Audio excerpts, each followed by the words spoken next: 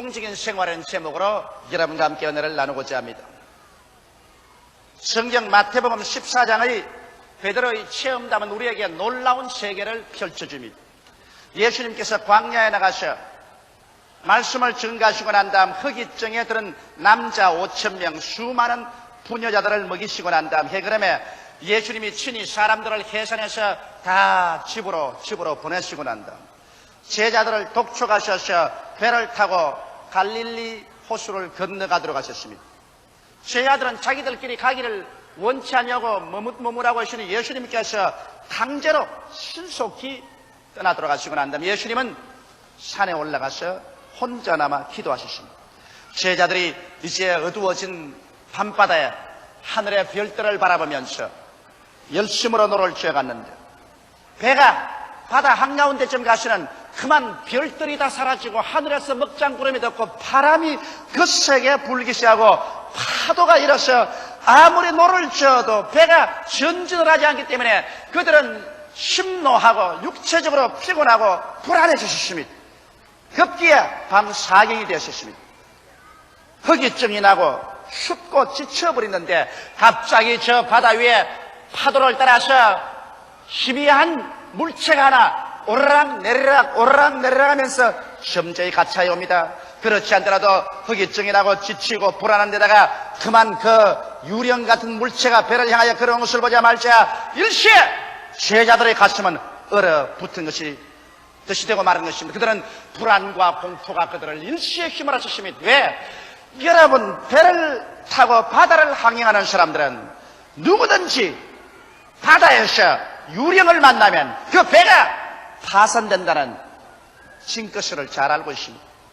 이러므로 이들이 탄 배가 갈릴리 바다에서 혼외를 당하고 있을 때 그 바다 위에 유령이 걸어온다는 것은 그들이 빠져 죽는다는 예시인 것입니다. 그래서 그들은 그만 아비규환의 절망에 처했습니다.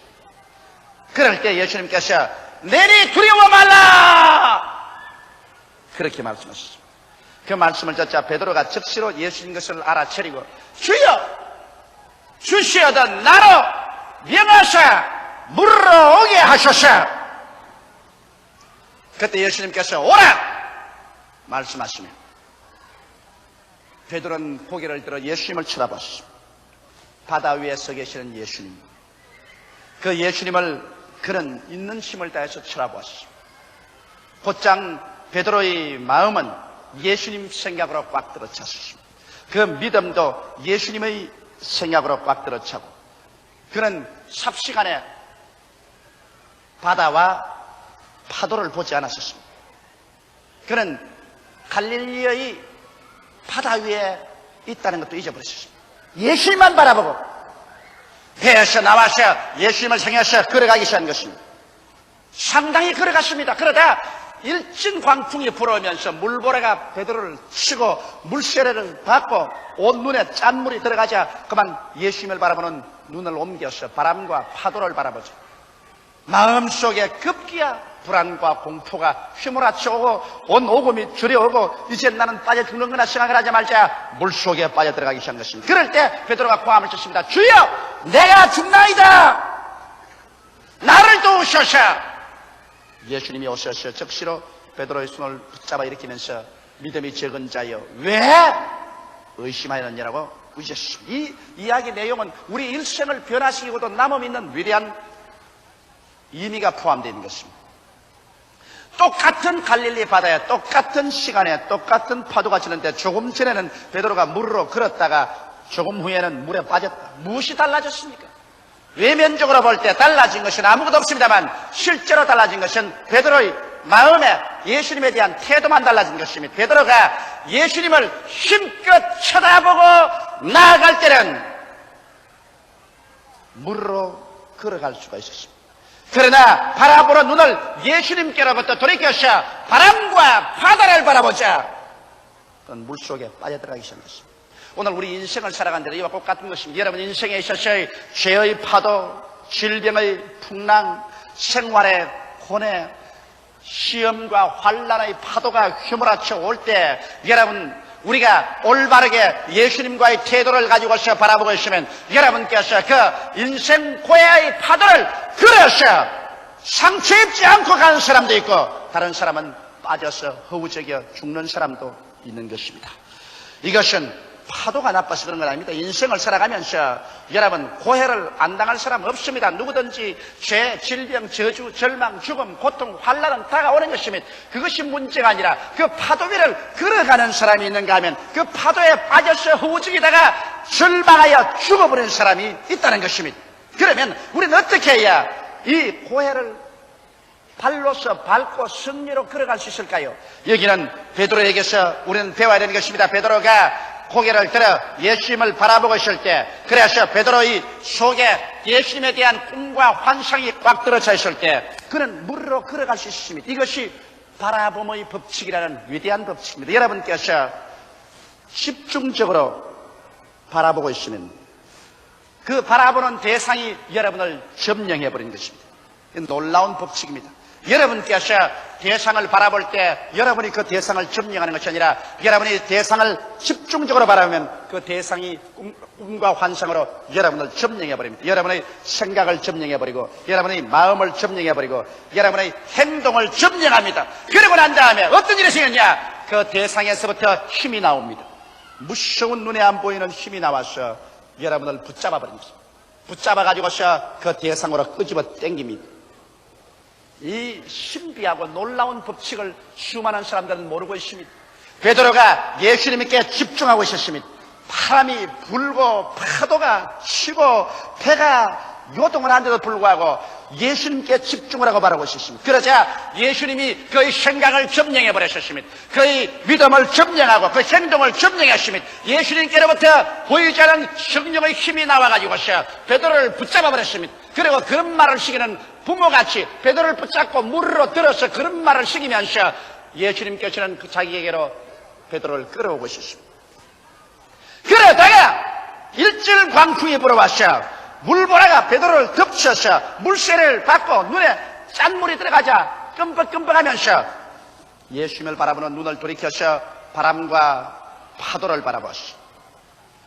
그러자 바람과 파도를 바라보자 말자 바람과 파도의 생각이 그의 마음을 점령해버렸습니다. 그리고 그러자 불안과 공포가 그 마음을 점령했습니다. 그러자 행동으로 그만 그 오금이 오그러지고 간담이 쓰늘해지고 심장이 얼어붙는 듯이 이젠 죽었구나고 생각하자 말자 그는 그 바다가 그를 잡아 당깁니다. 대상이 잡아 당기는 겁니다. 그 바다에 죽음이 손을 내밀고 그를 잡아 당겨서 바닷속으로 끌어 당겼습니다. 주여 나를 도우소서. 예수께서 곁에 계셔서 안 도와주었더라면 그는 죽었을 것입니다. 예수님이 그를 건져주신 것입니다.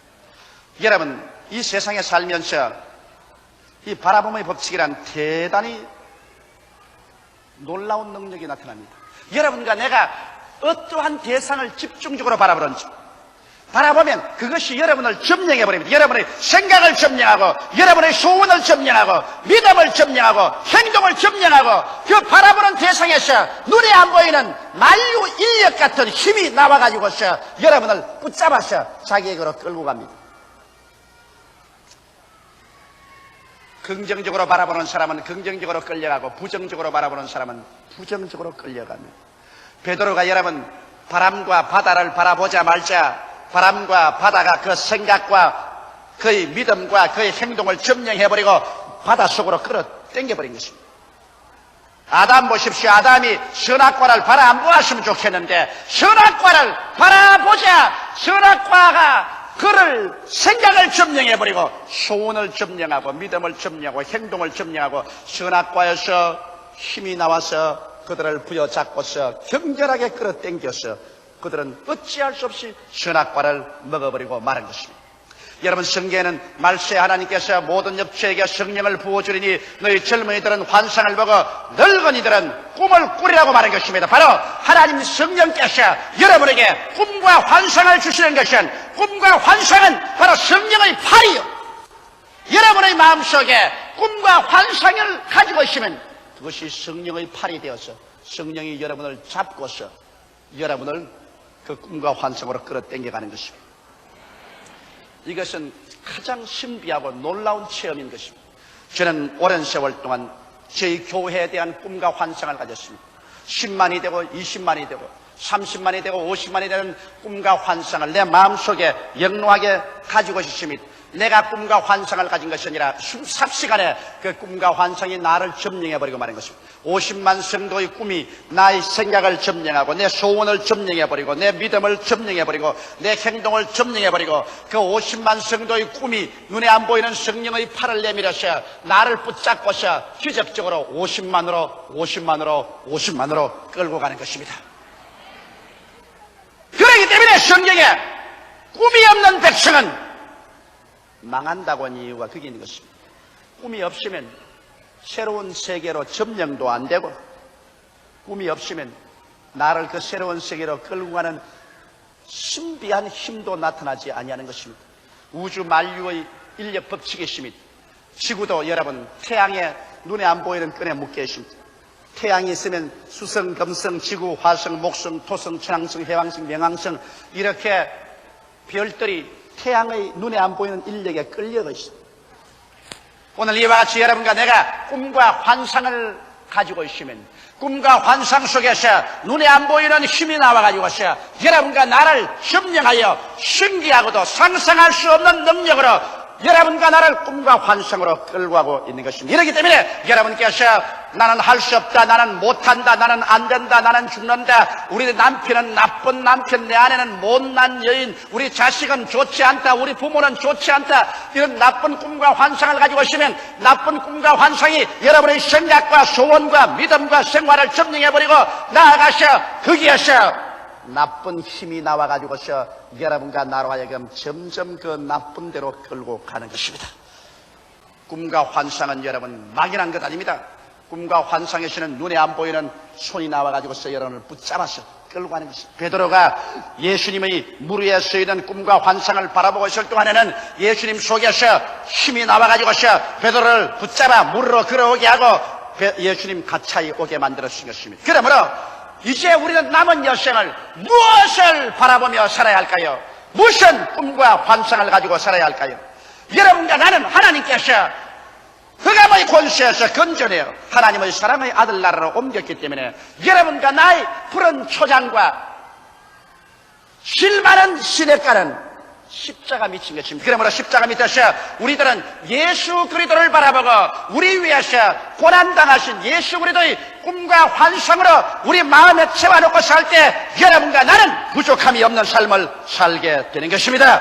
여호와는 우리의 좋은 목자지만은 우리의 목장은 바로 십자가 밑에 있는 것입니다. 십자가를 떠나서 우리 예수 믿는 사람들의 푸른 초장과 실만한 물가는 절대로 없습니다. 그러므로 십자가 밑에서 첫째로 우리 위해서 죄를 짊으신 예수님을 힘차게 바라보아야 되는 것입니다. 예수님께서는 가시관 서시고 양손과 양발에 대못이 박히시고 옆구리에 창을 받아 물과 피를 다 쏟으시고 우리의 과거의 죄, 현재의 죄, 미래의 죄를 주님 짊어지시고 주께서 십자가에서 청산하셔서 깨끗하게 해버렸기 때문에 우리가 예수 그리스도의 그 위대한 모습을 우리가 환상으로 바라보고 있을 때 우리의 생각이 용서의 생각으로 점령해지고 우리의 마음속에 그 용서가 믿음으로 점령하고 그리고 우리의 행동이 용서받은 사람으로 행동하게 되고 그 예수 그리스도의 십자가에서 힘이 나와가지고서 여러분과 나를 신기하게 붙잡아서 죄악의 파도에 빠지지 아니하고 저의 파도를 짓밟고서 의와 거룩함으로 배워나가는 삶을 살 수 있는 힘이 나와서 이끌어가 주는 것입니다. 여러분께서 십자가에서 우리 위해서 대속한 예수 그리스도를 바라보고 있는 이상 그 바라봄의 법칙을 통해서 거기서 나오는 위대한 힘과 능력이 여러분과 나를 용서와 의와 거룩함으로 끌고 가는 것입니다. 둘째로 우리가 바라봐야 될 것은 우리를 치료하는 예수님을 바라봐야 됩니다. 예수님은 치료자입니다. 예수님께서는 우리 용사함과 같이 우리를 치료하시는 분인 것입니다. 예수님 그 자체가 바로 치료자이기 때문에 예수님과 치료를 분리시킬 수가 없는 것입니다. 예수님 우리 영을 치료하고 마음을 치료하시고 육체를 치료하시고 우리 생활과 가정을 치료하시는 것입니다. 예수님 속에는 조화가 각도로 차고 치료는 파괴와 무질서이기 때문에 예수님 계신 곳에 파괴와 무질서가 다 떠나가 버리고 마는 것입니다. 이러므로 예수님께서 친히 우리의 양것을 담당하시고 병을 짊어지셨으며 제가 채찍에 맞음으로 우리가 나음을 받았으므로 오늘 예수 그리스도의 덩어리에는 지금도 채축 자국이 그대로 영롱하게 남아있는 것입니다. 우리가 여러분 꿈과 환상으로 우리를 치료하시고 채찍에 맞으신 예수님을 힘차게 바라보면 비록 내가 질병의 파도에 휩싸여 있을지라도 나를 치료하는 예수님, 채찍에 맞으신 예수님을 힘차게 바라보고 있으면 치료의 생각이 나를 점령해버리고 그 꿈과 환상이 내 생각을 점령하고 내 믿음을 점령하고 내 감정을 점령하고 내 행위를 점령하고 그 꿈과 환상에서부터 치료의 손이 나와가지고 그 위대한 치료의 힘이 여러분과 나를 붙잡아서 질병에서 치료로 끌고 가는 것입니다. 하루하루 계속해서 눈에 안 보이는 힘이 나타나서 여러분과 나를 질병의 그 소굴에서 부여잡고서 바라보고 있는 그 치료로 끌고 가는 것입니다. 꿈과 환상은 자기 있는 곳으로 끌고 갑니다. 위대한 힘이 꿈과 환상에서 나와서 점령해서 여러분을 끌고 가기 때문에 꿈과 환상을 가지고 있는 사람은 점점 새로운 세계로 끌려가게 되는 것입니다. 셋째로 우리는 어떤 꿈과 환상을 꿀까요? 우리는 저주와 환난과 고난과 가시와 은극히 속에서 그 꿈만 바라보고 살까요? 그렇지 않습니다. 예수님께서는 모든 삶의 근원이 됐습니다. 주님께서는 우리의 온갖 구하는 것이나 생각하는 것에 넘치도록 능히 하실 수 있는 분이 예수님이신 것입니다. 바로 예수님께서 여러분과 나의 저주를 없애기 위해서 가시관을 쓰시고 가시와 은극히를 제끼시고 저주를 받아 십자가에 못 박이심으로 말미암아 여러분과 나의 저주를 대속하셨습니다. 이러므로 여러분께서 예수님을 바라볼 때 십자가에 못 박인 예수님은 나의 저주를 짊어졌다는 것을 알고 여러분께서 저주에서 노연하는 꿈과 환상을 그릴 줄 알아야만 되는 것입니다. 내가 저주를 받아 헐벗고 굶주리고 이웃과 친척과 가족과 나라의 짐이 되고 낭패와 실망을 당하고 그래서 남에게 비난과 조속거리가 되는 이러한 모습을 완전히 벗어버리고 예수 안에서 내가 남에게 구워줄지라도 꾸지 아니하며 영원히 잘됨같이 범사에 잘 때는 꿈과 환상을 이 십자가를 통해서 여러분 힘차게 바라보고 있을 때 여러분 부요와 축복의 성령께서 바로 그 꿈과 환상을 통해서 여러분의 생각을 점령하고 마음을 점령해버리고 믿음을 점령하고 생활을 점령할 뿐 아니라 바로 그 예수 그리스도 우리의 저주를 짊어지신 그 예수 그리스도로부터 보이지 않는 능력이 나타나는 것입니다. 베드로를 바다 위로 그렇게 하던 그 능력이 나타나서 여러분 나를 붙잡는 것입니다. 가시와 은극히에 허덕이는 여러분과 나를 그대로 납붙여서 붙잡아가지고서 그래서 인간으로 상상할 수 없는 이 가난과 저주와 절망의 파도 위에 걸어서 점점 축복의 예수에게로 오도록 끌어당겨 주시는 것입니다. 꿈과 환상을 바라본다는 것, 이것보다 더 위대한 힘이 없습니다. 이보다 더 여러분 더 큰 특권이 또 어디 있을까요? 여러분의 운명과 환경을 변화시키는 것은 꿈과 환상으로부터 출발하는 것을 알아야 되는 것입니다. 넷째로 우리는 부활의 주를 바라봐야 되는 것입니다. 예수님께서는 죽음을 박차고 무덤을 개치고 부활하셨습니다. 인간에게 가장 처절한 절망이 죽음인데 예수님께서는 이것을 이기고 부활했기 때문에 여러분의 마음속에 부활의 주를 꿈으로서 바라보고 환상으로서 소유하고 있을 때 부활의 주가 여러분의 생각을 점령하고 여러분의 마음을 점령하고 여러분의 감정을 점령하고 행위를 점령하고 이 부활의 주를 바라보고 있으면 이 부활의 주로부터 죽음을 이기는 힘이 나오기 시작하는 것입니다. 할렐루야. 부활의 주로부터 사망을 이기는 힘이 넘쳐나와서 여러분과 나라에게 죽음의 공포의 바다를 짓밟고서 조금도 죽음에 대한 공포 없이 일어나 천국으로 끌어주시는 것입니다. 어린애기를 잉태하지 않은 엄마가 아기를 낳기 위해서 아무리 진땀을 흘려도 아기를 낳을 수가 없습니다. 그는 어린애기를 잉태하지 않았기 때문인 것입니다. 꿈과 환상을 갖지 않은 사람이 새로운 세계를 창조하고 더 나은 내일을 만들어내려고 아무리 애를 쓰고 힘을 써도 내일은 없습니다. 왜?